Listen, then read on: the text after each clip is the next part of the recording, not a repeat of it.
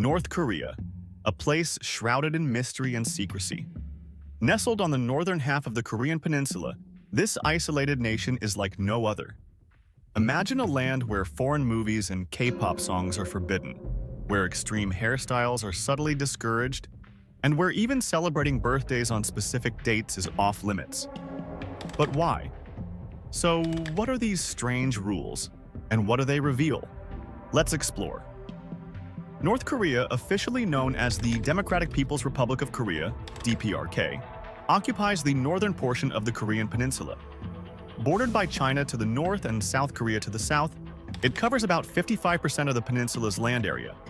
The capital, Pyongyang, stands as a major industrial and transport hub near the west coast. This hermit kingdom, led by Supreme Leader Kim Jong-un, remains a highly secretive communist state, isolated from much of the world. Blue jeans, those ubiquitous denim pants, are surprisingly forbidden in North Korea. The reason behind this ban lies in the regime's fear of Western influence. Jeans symbolize capitalist culture, individualism, and rebellion, traits that clash with the collectivist ideology upheld by the government. By prohibiting blue jeans, North Korea aims to maintain ideological purity and prevent any perceived erosion of loyalty to the state. Wearing blue jeans can lead to severe consequences. Citizens caught flaunting denim face penalties ranging from fines to re-education camps. The regime views jeans as a threat to social order, associating them with decadence and foreign infiltration. So, if you're in North Korea, leave your Levi's at home. South Korean dramas, music, and films are wildly popular worldwide, but they're contraband within North Korea's borders. The regime fears that exposure to South Korean culture could undermine its propaganda machine. These media portray a different reality, one of prosperity, freedom, and individual expression, directly challenging the state's narrative. Hence, the ban serves as a protective shield against dangerous ideas. Despite the ban, resourceful North Koreans find ways to access South Korean content. Smuggled USB drives, hidden radios, and secret gatherings allow citizens to watch K-dramas and listen to K-pop. These underground networks provide glimpses of an alternative world, fostering curiosity and dissent. However, discovery carries severe penalties, including imprisonment or worse. In North Korea, men's hairstyles are strictly regulated. Approved styles tend to be conservative and conform to the state's ideals. Short hair is the norm, with variations like the flat top or high and tight cuts. These styles emphasize uniformity and discourage individual expression. Anything deemed too fashionable or resembling Western trends is forbidden. Long hair on men is considered subversive.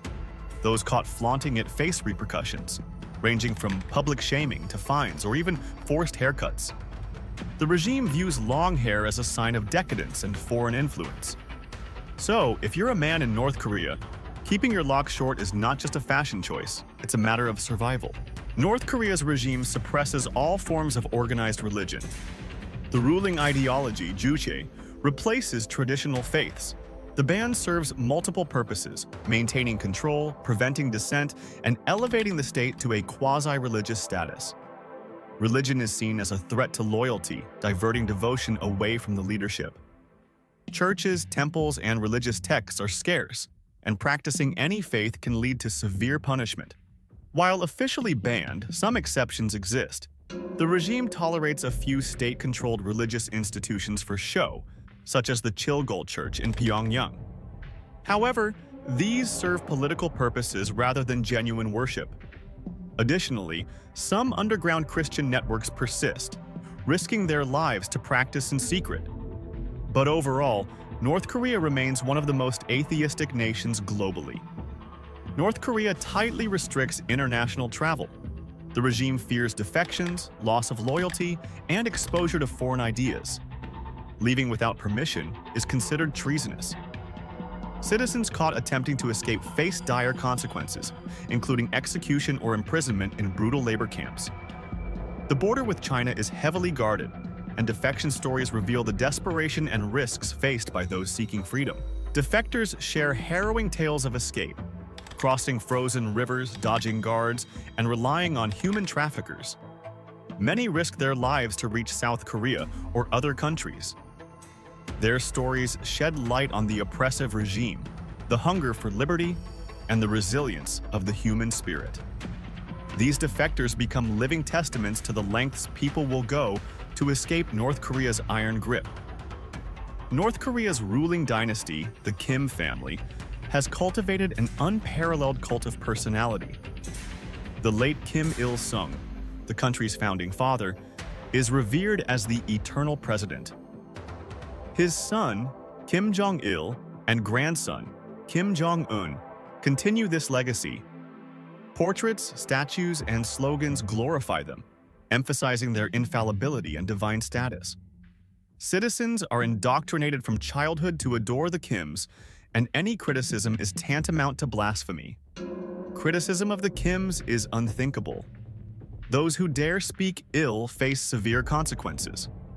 Public executions, forced labor camps, and even guilt by association punishments afflict dissenters. The infamous case of Hyeon Songwal, a singer rumored to be Kim Jong-un's ex-girlfriend, illustrates this.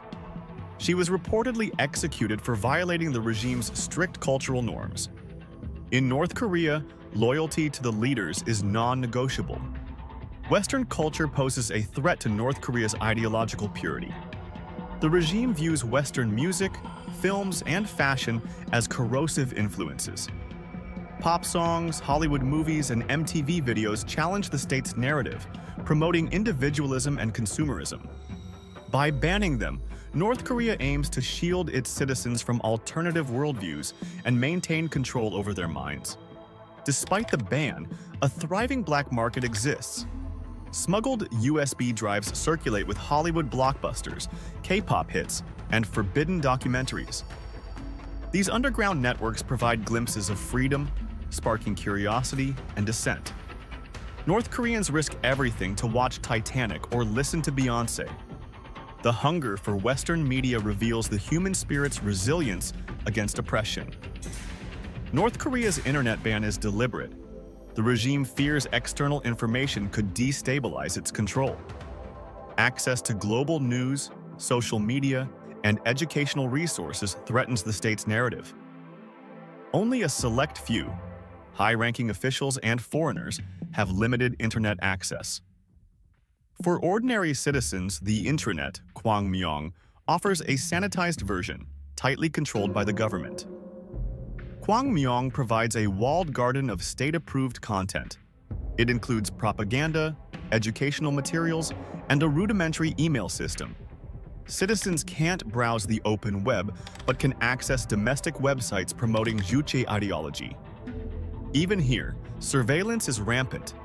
The intranet serves as a digital leash, ensuring North Koreans remain loyal to the regime. In North Korea, hairstyles are more than just personal choices, they're political statements. The Kim Jong-un cut is the reigning style for men. It mirrors the supreme leader's closely cropped sides and slightly longer top. Anything too trendy or resembling Western fashion is forbidden. Women too face restrictions. Long hair must be tied up, and perms are discouraged. The regime's obsession with conformity extends to hair, reinforcing loyalty through appearance. Makeup is a delicate balance in North Korea. While some cosmetics are allowed, bold colors or excessive application are discouraged. Red lipstick, associated with decadence, is rarely seen. Nail polish is limited to pale shades. The regime fears that makeup could distract from ideological devotion. So, North Korean women navigate a fine line between self-expression and state-approved aesthetics. Flashy accessories or extravagant styles are frowned upon. The message is clear: conform, blend in, and prioritize loyalty over personal flair. North Korea faces chronic energy shortages. Electricity curfews are common. Power is rationed, and cities plunge into darkness after sunset. Citizens adapt by using candles, kerosene lamps, or battery-powered devices. The regime prioritizes essential facilities like government buildings, leaving ordinary homes in the shadows. Life unfolds under dim light, a stark reminder of the nation's struggles. Leaving one's hometown requires permission. Internal travel is monitored, and citizens must carry travel passes. Visiting relatives or attending events outside one's registered area is tightly regulated. The border with China is heavily guarded to prevent defections. North Koreans live within invisible boundaries, their movements scrutinized by authorities. North Korea's surveillance apparatus is pervasive. Informants, neighbors, colleagues, even family members report on each other. Security agents monitor phone calls, letters, and conversations. Public spaces have hidden microphones. The fear of being overheard stifles dissent. The regime's motto, "The walls have ears," reminds citizens that loyalty is never private. As we peel back the layers of mystery, remember that curiosity can be both enlightening and perilous. If you enjoyed this video, don't hesitate to like, share, and subscribe for more captivating insights. Your support keeps us exploring the unknown. Until next time, stay curious.